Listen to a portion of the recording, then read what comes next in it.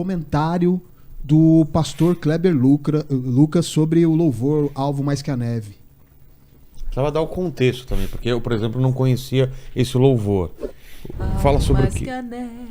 Esse cântico fala: seja bendito o Cordeiro que na cruz por nós padeceu. Seja bendito o seu sangue que na cruz por nós ele verteu.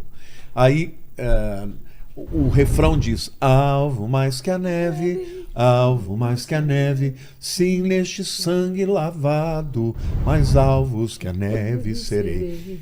Eu quero dizer que isso não deve ter sido uma coisa que ele soltou propriamente. O que aconteceu? Ele pegou essa letra e falou que ela era... Ele disse que essa letra tinha vamos dizer assim, um viés de racismo. Foi um erro, como se um erro que ele cometeu. Fosse do bem e não ser alvo fosse do mal. Não, como se ele falou o seguinte: ó, quer dizer que então se eu aceitar Jesus eu vou ficar branco na minha alma. Não tem nada a ver, porque aí eu mostrei que esse texto, na verdade, é bíblico. Essa metáfora está tanto no Salmo 51, quando Davi está confessando o seu pecado, né, por ter adulterado com Betseba e tal, quanto em Isaías 1,18. Eu vou até ler aqui para vocês Isaías 1,18, porque aí dá para você explicar melhor. É muito melhor, né, quando a gente lê na palavra. Isaías 1,18 diz assim: vinde, pois, e arrazoemos, diz o Senhor. Ainda que os vossos pecados sejam como a escarlata. Escarlata é vermelho, tá? Você assistiu aquele filme A Letra Escarlate? Era uma letra vermelha para mulher adulta. Lindo aquele filme, né? Eles se tornarão brancos como a neve. Ainda que sejam vermelhos como o carmesim, se tornarão como a lã.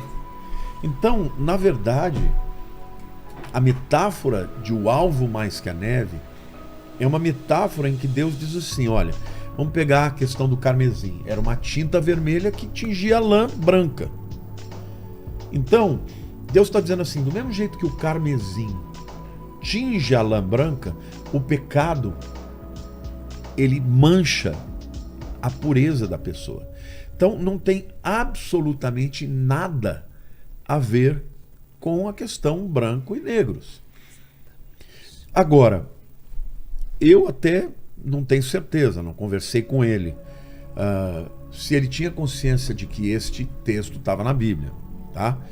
A segunda questão que eu quero colocar aqui é que não dá para você não discutir a questão do racismo. Já é um outro assunto, né? Então, assim, eu tenho até um pastor na nossa igreja, que ele é cantor, é um baita de um cantor, e ele é negro.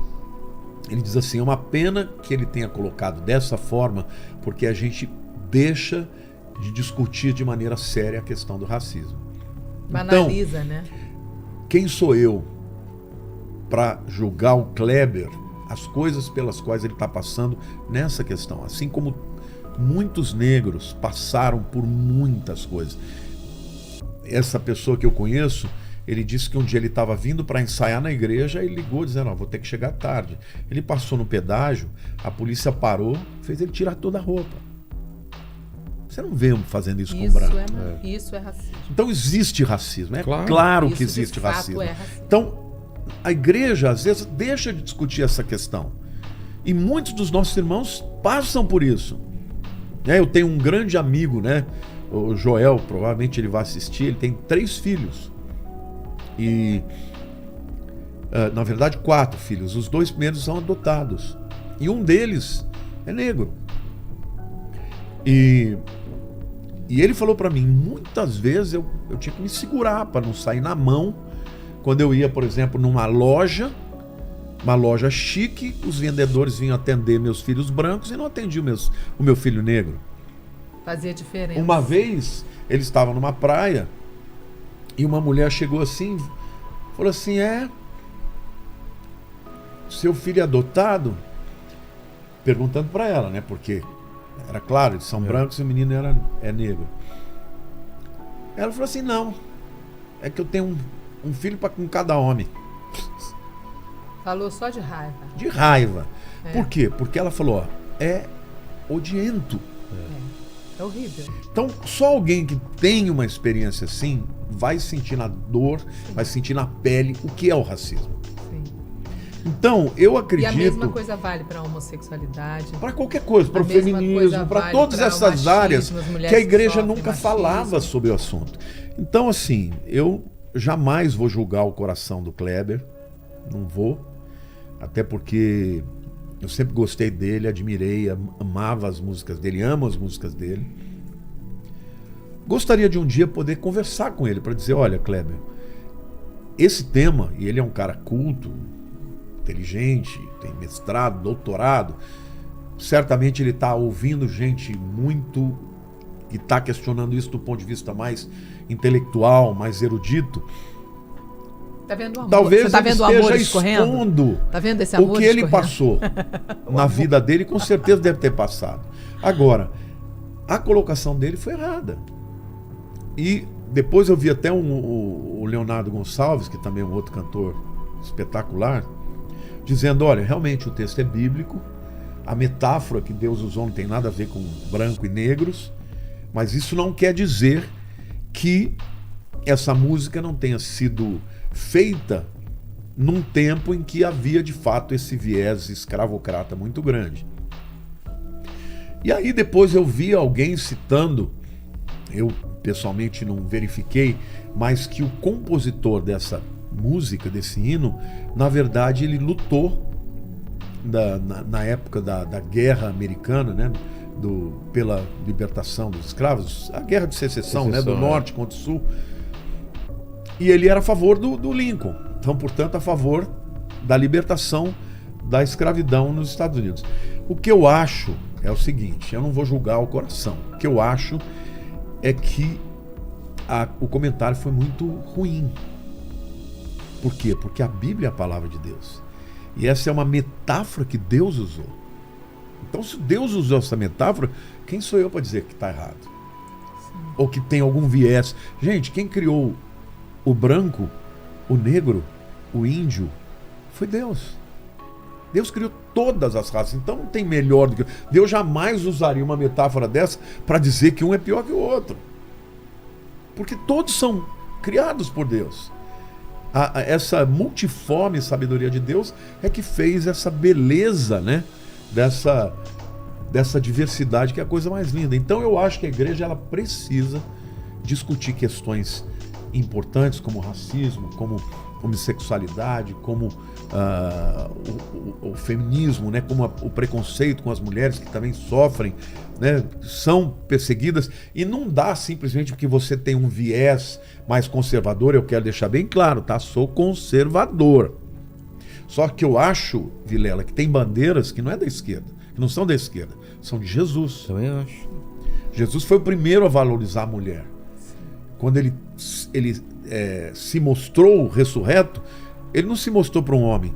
A mulher naquele tempo tinha metade do valor do testemunho do homem. Então, vale menos que um cachorro. entendeu? Ele não ia se mostrar para uma mulher, ele ia se mostrar para um homem, porque ninguém ia acreditar numa mulher. Mas ele se mostrou para a mulher. Jesus sempre lutou pelos desvalidos, sempre lutou pelos oprimidos. Então, de novo, eu não concordei com o que o Kleber falou, eu achei que ele foi infeliz, principalmente porque ele estava falando para o Caetano, que é uma pessoa que não conhece a Bíblia e comprou essa narrativa. Então, a oportunidade dele falar de Cristo para o Caetano, e o mau exemplo. ele mais afastou o Caetano da... Mau exemplo. Por quê? Porque o Caetano acreditou naquilo que ele falou. Agora, eu não vou julgar o coração dele, eu não sou Deus para isso. Perfeito. É o amor, você percebe, né? O amor escorre dele, né? Incrível esse amor. É um pastor cheio do amor de Deus. Acho lindo. Mas eu, particularmente, acho que na minha percepção, há sinais, na minha visão, de apostasia. E eu acho...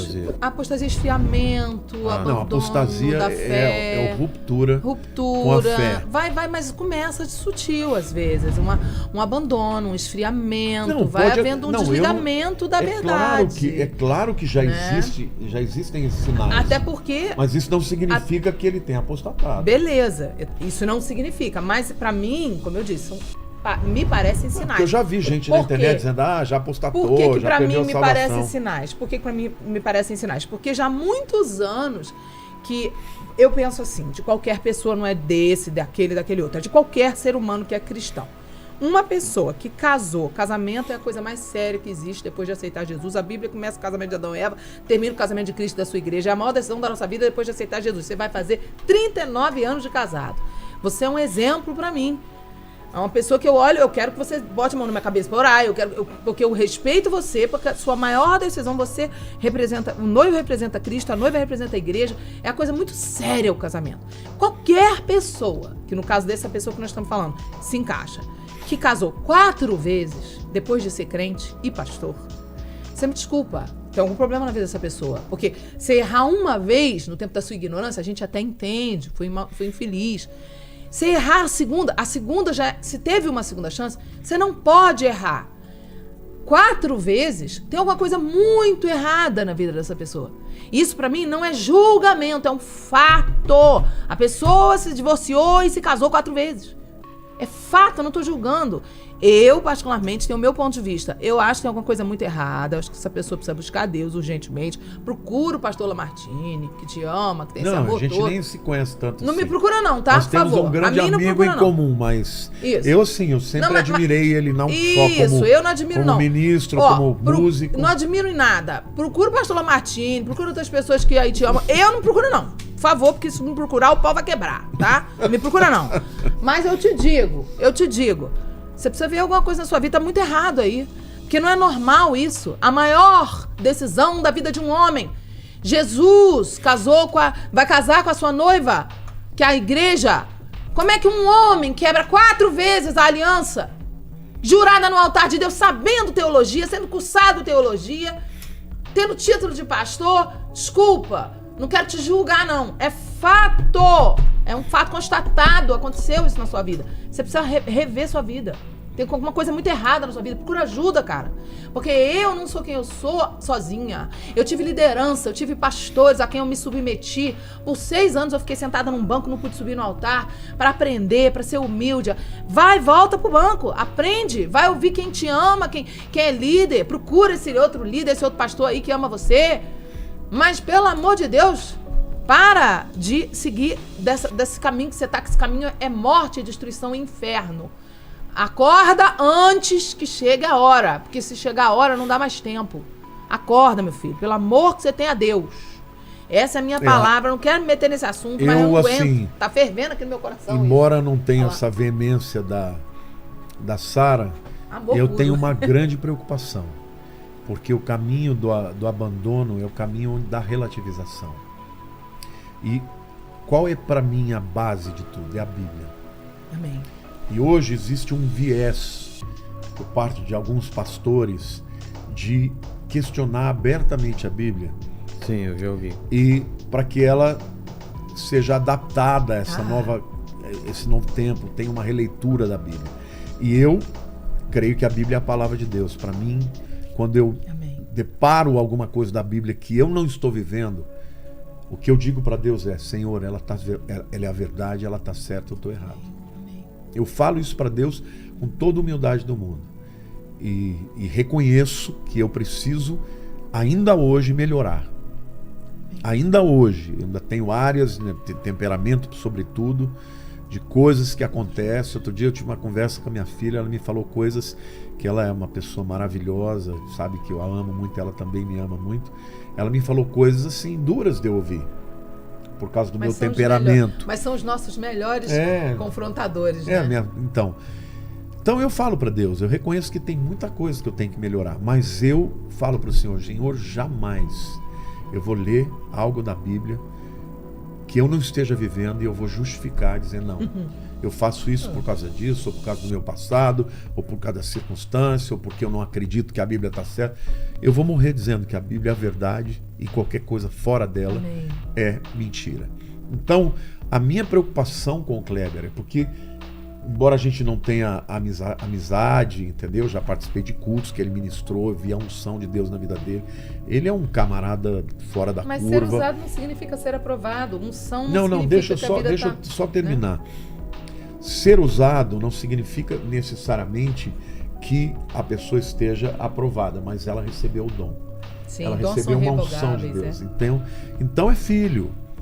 Entendeu? Se fosse meu filho, eu não queria ter uma postura assim, entendeu? Dizer, não, vai pro inferno, Tá, eu também já não, foi embora. Eu ia também lutar não. por ele. Claro. Eu também não tenho essa liberdade para chamá-lo, para conversar, até porque ele vai Mas dizer, olha, você não está quero te aberto ouvir. se ele precisar. Claro, Sim, mas- adoraria. Então a Adoraria porta conversar está aberta com aqui ele. para ele, ó. A Porque porta eu está acho aberta. que a questão, por exemplo, eu acho que a questão da experiência, Sara, é isso que é importante a gente sentir. Que a gente não tem, né? Eu não sei o que é isso.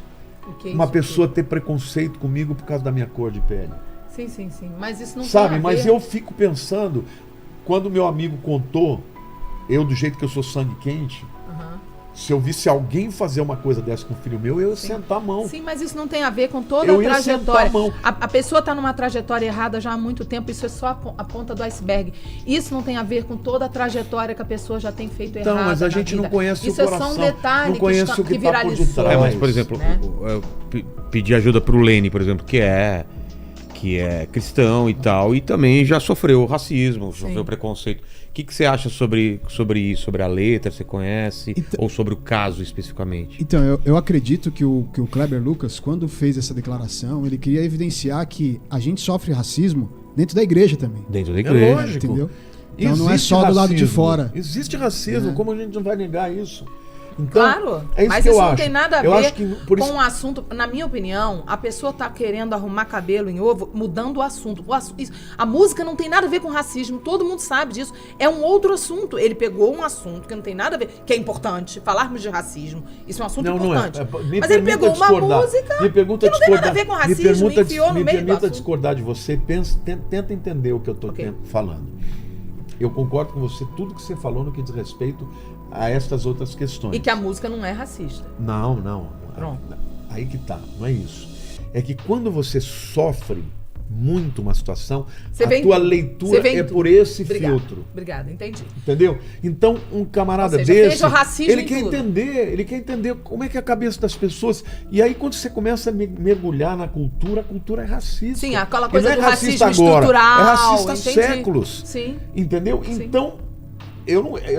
Como Eu tô tive dizendo, um eu não irmão fui afro. verificar. Eu tive um irmão afro que morou com a gente por mais de um ano, um americano afro-americano, que foi tipo filho de criação dos meus pais. Ele era baterista dos meus pais e morou com a gente. Até hoje ele é baterista nos Estados Unidos. Toca com vários artistas conhecidos e a gente... Então, na minha casa eu nunca tive esse problema. Eu fui criada no meio artístico que não tem, graças a Deus, esse tipo de problema na maioria. Então, você... Mas é uma realidade horrorosa. A gente horrorosa. É horroroso. Então, uma pessoa Bizarro. que passa por isso, como por exemplo, uma pessoa feia, ou uma pessoa, um gordinho, que cresce sentindo, ou recebendo Feio bullying. pra mim não existe, pra mim é relativo feio. Não. Mas o gordinho que sai sofre do gordofobia. padrão da sociedade. É. O que acontece? Essa pessoa passa o tempo inteiro ouvindo as pessoas diminuindo. Ela vai Sim. ter uma Ela tem um autoimagem. filtro, ela tem um negativa. filtro pra tudo E aí, diferente. de repente, um cara desse que é Já tá calejado, que é né? vencedor, é inteligente, estudou, talvez ele esteja querendo gritar pro mundo que bem. isso é uma coisa que tá errada, que ele tá querendo ser uma voz para ajudar outros. Só que, na minha opinião, ele ainda pode estar ferido a ponto de perder, vamos dizer assim, essa sensibilidade para usar aquilo que é verdadeiro. Como esse rapaz, como esse pastor da nossa igreja, que é um músico espetacular, é um artista, é negro. Ele falou assim, é uma pena que ele tenha usado isso e esse argumento que é errado, que é outro falacioso, assunto, né? Que não é que não racista. está falando de racismo, porque isso desvia o foco e faz com que a gente deixe de ter uma discussão Tira a séria validade a da respeito. discussão séria. Tá Porque falando na que hora- ele só usou o exemplo errado, é só isso. É, quando você De usa uma coisa real, ele usou o exemplo errado. Ou seja, é isso falou também? de um tá né? assunto todo mundo, importante. o que tá todo mundo falando é o seguinte, olha, errou por isso, porque a Bíblia, olha, ele não crê na Mas não Bíblia. vamos invalidar que o tema é E a partir desse momento ninguém tá É, discutindo não mais o prestou atenção. racismo. Fala, Lene. Então, eu acho que ele se expressou mal, usou O exemplo errado. mas eu acredito que ele seja sobre isso, assim. Eu acho. Por isso que eu não quero julgar. Tocar o numa coração. ferida Não, que eu tem que entendi. ser